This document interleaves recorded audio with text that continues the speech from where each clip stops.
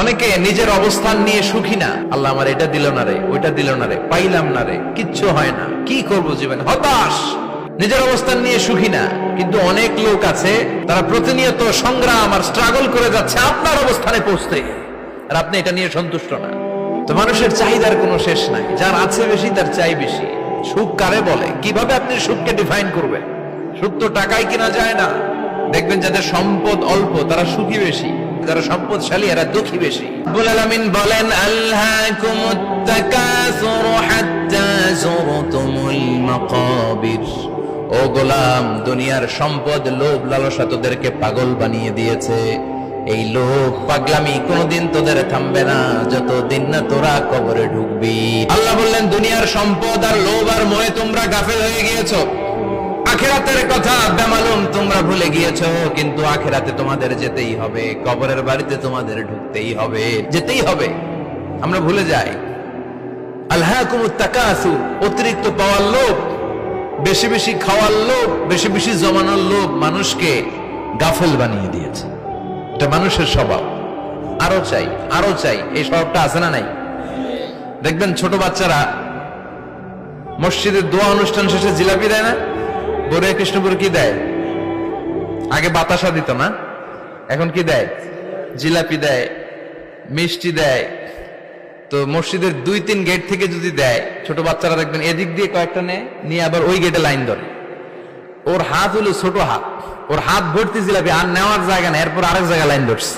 আরো লাগবে, আরো লাগবে, এই আরো আরো আরো চাই। এই স্বভাবটাই মানুষকে কুড়ে কুড়ে শেষ করে দিয়েছে। এত লাগবে কেন তোমার? চাহিদার কোনো শেষ নাই। Unlimited demand of human being. যার আছে বেশি তার চাই বেশি। যার সাইকেল আছে তার হুন্ডা চাই, হুন্ডা আছে তো প্রাইভেট কার চাই, প্রাইভেট কার আছে তো প্লেন চাই, প্লেন আছে তো হেলিকপ্টার চাই, হেলিকপ্টার আছে তো ওইটা চাই, ওইটা আছে তো সেটা চাই। এলাকার মেম্বার যে হয়েছে চেয়ারম্যান হতে চায়, আছে না নাই? চেয়ারম্যান সাহেব এমপি হতে চায়, আছে না নাই? এমপি সাহেব মন্ত্রী হতে চায়, আছে না নাই? মন্ত্রী সাহেব প্রধানমন্ত্রী হতে চায়, আছে না নাই? তো মানুষের চাহিদার কোনো শেষ নাই। যার আছে বেশি তার চাই বেশি। এজন্য বিষ্ণু বলেছেন উনজুরু ইলা মান হুয়া আসফালা মিন, তোমার চেয়ে যে খারাপ আছে ওর দিকে তাকাও। ওয়ালা তানজুর মান হুয়া আ'লা মিন, তোমার চেয়ে যে ভালো আছে ওর দিকে তাকাও না, তোমার চেয়ে যে খারাপ অবস্থানে আছে ওর দিকে তাকাও। অনেকে নিজের অবস্থান নিয়ে সুখী না, এরকম আছে না নাই?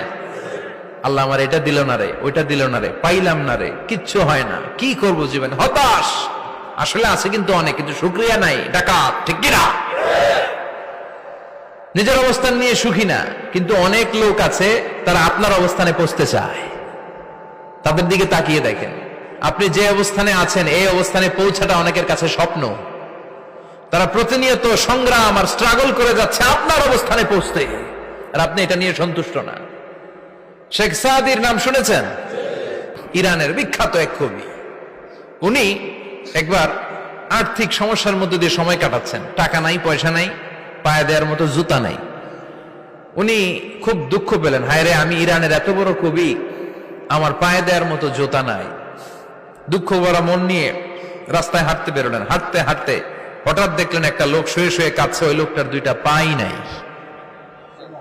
পাই নাই। উনি সেজদায় পড়ে গেলেন, আল্লাহর কাছে ক্ষমা চাইলেন, আল্লাহ অনেক দিয়েছ, শুকর আলহামদুলিল্লাহ। এজন্য যেই পরিস্থিতিতেই থাকি না কেন আমরা কি পড়বো? জোরে বলেন, কি পড়বো? এজন্য কানাতু মিনাল ইসলাম, অল্পে তুষ্ট থাকার নাম হলো ইসলাম। সম্পদ লাগবে কিন্তু সম্পদের পাহাড় লাগবে না, ঠিক কিনা? অল্প খান, অল্প পড়েন, অল্প জামান, অল্পের ভেতরে বরকত ঢুকাইয়া দিছে কে? দেখবেন যাদের সম্পদ অল্প তারা সুখী বেশি। জরিপে এটা দেখা গিয়েছে, অনেক সার্ভেতে এটা এসেছে, যারা সম্পদশালী এরা দুঃখী বেশি। এদের দুঃখ বেশি, টেনশন বেশি, খুব স্বাভাবিক। টাকা যার বেশি রোগ তার বেশি, টাকা যার বেশি টেনশন তার বেশি, টাকা যার বেশি ঘরে শান্তি তার কম, আছে না নাই? ঘরের ভেতরে অশান্তি, ছেলে কথা শোনে না, ছেলে টানে গাঞ্জা, মেয়ে করে পরকিয়া, আছে না নাই? স্ত্রী কথা শোনে না, ভালোবাসা নাই, ঘরটা জাহান্নামের টুকরা। রোগ বালাই, এক একটা হসপিটাল বিল পরিশোধ করতে মাসে 5 লাখ 10 লাখ, আছে না নাই? কিছু খেতে পারে না, ডাক্তার একেবারে ডায়েট মেনু বেঁধে দিয়েছে, ডায়েট, ভেরি ডায়েট মেনু, এটা এটা এটা এটা কিছুই খাবেন না, শুধু গরু খাবেন না, খাসি খাবেন না, চিংড়ি খাবেন না, খালি ঘাস খাবেন, ইচ্ছে মতো ঘাস খাবেন, মানে ঘাস জাতীয় যত আইটেম আছে সব খাবেন, শাক খাবেন, সবজি খাবেন, সালাদ খাবেন, গরু, চিংড়ি, মুরগি, গোশত, ইলিশ কিছু খেতে পারে না। তাহলে রোগ বেশি, খাওয়ার মজা নাই, ঘরে সাংসারিক শান্তি নাই, খালি ব্যারাম আর ব্যারাম, কিন্তু সম্পদের পাহাড় ঘটেছে। আর অল্প যারা খায়, অল্প পড়ে, রিক্সাওয়ালা, কুলিওয়ালা, অল্প বেতনের চাকরি, কিন্তু হক হালালি মেনে চলে, দেখবেন শান্তি আছে অনেক। হ্যাঁ, বাসা ভাড়া দেয়, ফ্যামিলি চালায়, বাচ্চাদের স্কুল বিল, এরপরও মাস শেষে 1-2 হাজার টাকা হাতে থেকে যায়। আর ওর প্রতি মাসে 10 কোটি টাকা ইনকাম, তারপরও ব্যাংকের ঋণ আছে না নাই? সুখ কারে বলে? কিভাবে আপনি সুখকে ডিফাইন করবেন? সুখ তো টাকায় কিনা যায় না, শান্তি টাকা দিয়ে হয় না, শান্তি দেওয়ার মালিক কে? শান্তি আছে অল্প খেয়ে শুকর করার মধ্যে, শান্তি আছে আলহামদুলিল্লাহর মধ্যে, চিল্লায় বলেন ঠিক কিনা?